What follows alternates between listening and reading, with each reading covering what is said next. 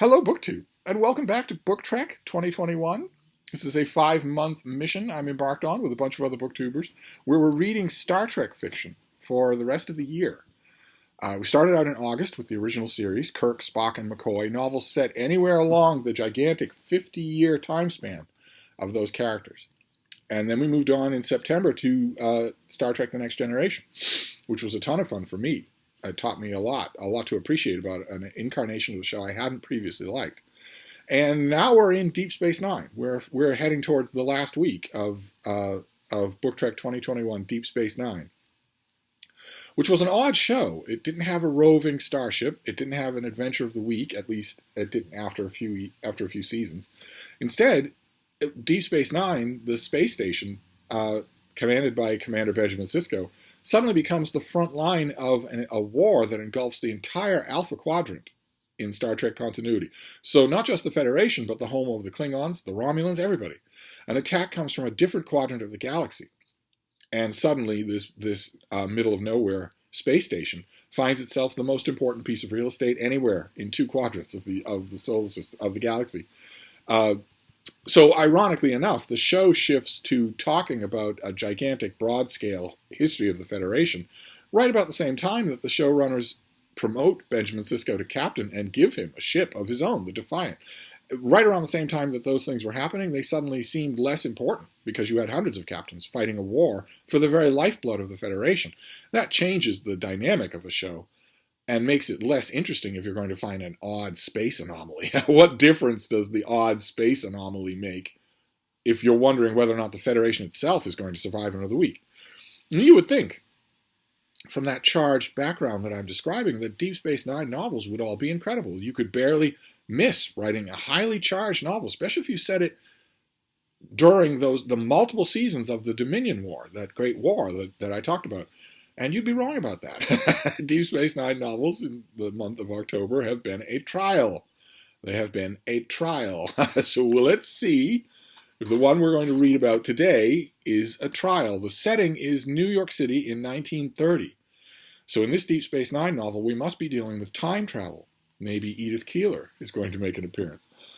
The searchlight raking the sky caught the wingtip of the night mail for Chicago droning west 3,000 feet above our heads. 30 stories below us darted the schools of black shining minnows released by the traffic tower's automatic signals. A powdery haze of party-colored light dimmed that of the moon looking down upon the proud, preposterous, incredible city with its blazing cauldrons of tinted fire. While high above, all the white beam wavered anxiously up and down, slanting hither and yon, searching the stars. For what? Amazing, remarked my friend. Magnificent. And terrifying, I replied. We turned from the penthouse balcony and stepped inside his apartment. He paused by a sideboard. Scotch? I nodded. Who would have thought that when I used to kick you around at school that you'd ever be making $300,000 a year, I said, looking at the prints and tapestries that covered the walls.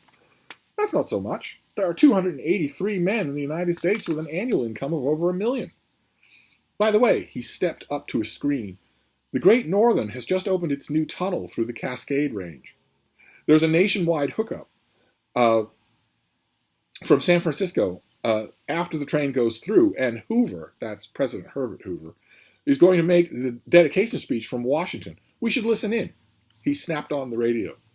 Distinct, as if just from beside us, came the voice of the announcer. There she goes, folks. You can hear her whistle. First train through the tunnel. James J. Hill's dream of a lifetime realized. There she blows again. She's coming on fast now. I'll swing aboard as she flies and talk to you from Scenic at the other end. So long, then, for just a few minutes.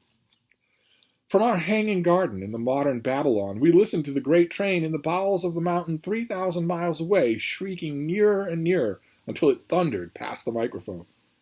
Hoover won't begin his spiel for another 20 minutes. Let's try Havana, said my friend. There's a band concert down there in the piazza. Instantly, from over the moonlit waves of the Caribbean came to us the tantalizing syncopations of the tarantella. I'll try Washington now. Rasped an oracular voice, not that of the president. Beyond question, the world has been made greater progress in the last 75 years than during the entire span of human life before the Civil War. Think of it, folks. The telephone, the automobile, the radio, the submarine, the aeroplane. The North Pole and the Atlantic both conquered. Comfort and luxury in every home. Imagine how surprised one of our old Puritans would be if he... My friend shut him off abruptly. That's enough of that. Hold on, I protested. I'd have liked to hear what that chap was going to say. I'm not sure, when you come right down to it, whether all these things are so conclusive as to progress. He regarded me humorously.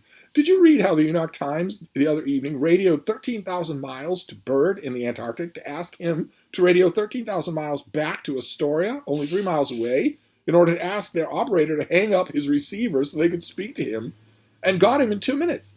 Byrd says you would want to talk to me. Oh, for that matter, just look out the window. I don't want to look out the window. That fellow down in the Department of Commerce, or wherever he was, started to ask if one of the Puritans happened to turn up on Broadway, what he'd think of it. That's easy. It would knock him flat.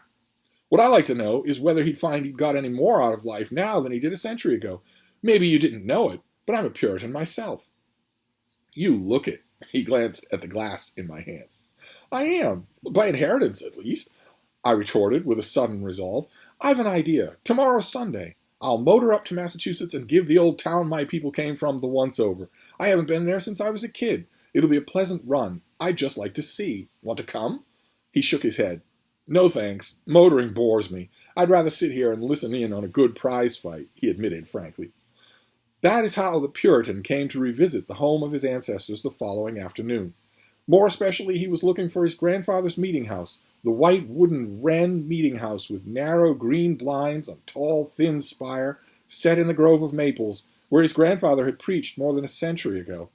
He had seen the old church once before, when he was a little boy, on a visit to Framingham with his father in 1881, and the impression had made upon his childish mind by its serenity and grace had never faded. So you have to admit, despite my dire warnings, that Deep Space Nine novel works rather well. That is by Arthur Train, and it's the opening to his book Puritan's Progress. Arthur Train is not known anymore. He's entirely forgotten. But once upon a time, he was a household name. Once upon a time, you were guaranteed of enjoying a book of his because he wrote The Adventures of Mr. Tut, a down-home, wise lawyer. A lawyer who was not a criminal, who was not a carpetbagger or a shark of any kind.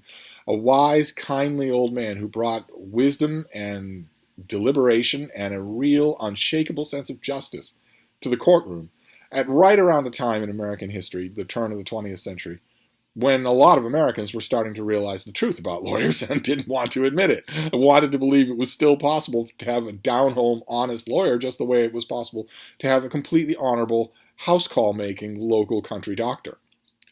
The Tut books sold like griddle cakes. They're all gone. They're all completely forgotten. Arthur Train in this book writes something different. He writes about the history of the Pilgrims, the history of the Puritans, and also the history of the United States. This is basically kind of a tongue-in-cheek assessing glance at modernization. You'll notice in that introduction how many hints are given as to modernization. That introductory chapter was written at breakneck speed in 1930 and was all about the wonders of modern technology. You hear one character say it directly, that isn't this an amazing progressive world we live in? And yet, reading in 2021, it's impossible not to bark your shin against all of the old stuff that's in here. The wireless doesn't have a screen, for instance, and to quite a few of you, the northern Cascade Run, the train run through the mountains, through the Cascade Mountains, is very old. That route has been updated many, many times. Here, it's brand new. Who, listening, reading that introduction, doesn't think of Herbert Hoover as a figure out of Athenian, 5th century Athens?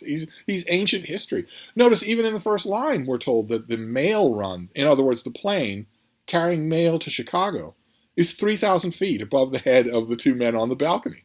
Not 35,000 feet. Nothing, when this was written, was 35,000. Nothing man-made was 35,000 feet above the ground.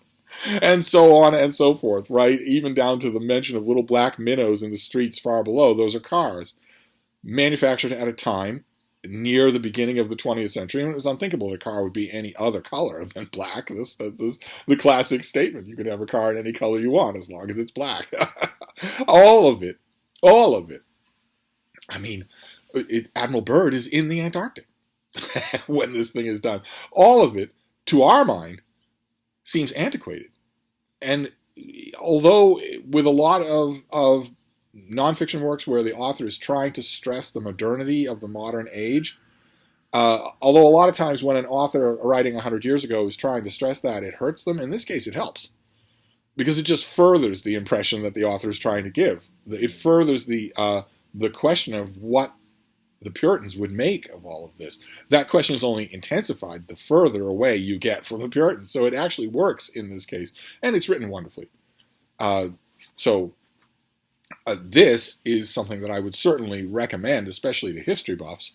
But the only reason that I'm reading it in BookTrek, instead of reading or talking about something from a Deep Space Nine novel, is because all Deep Space Nine novels stink. Thank you, BookTube.